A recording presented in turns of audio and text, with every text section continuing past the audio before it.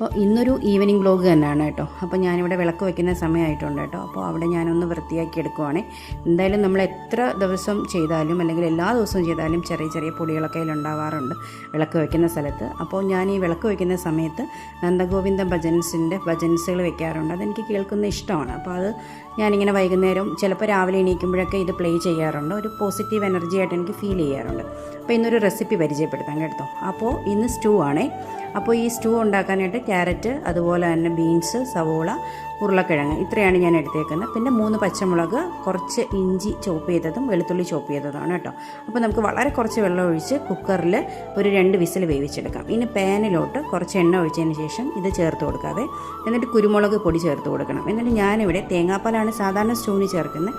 ഞാനിവിടെ പശുവും പാലാണ് ചേർക്കുന്നത് കേട്ടോ. അപ്പോൾ പശുവും പാലാണെങ്കിൽ കുറച്ച് നേരം നമുക്ക് ഈ സ്റ്റൂ ഇരിക്കും, നന്നായിട്ട് തിളപ്പിച്ചെടുക്കാം, വേറെ പ്രശ്നമൊന്നുമില്ല. അപ്പോൾ എരിവിനനുസരിച്ച് കുരുമുളക്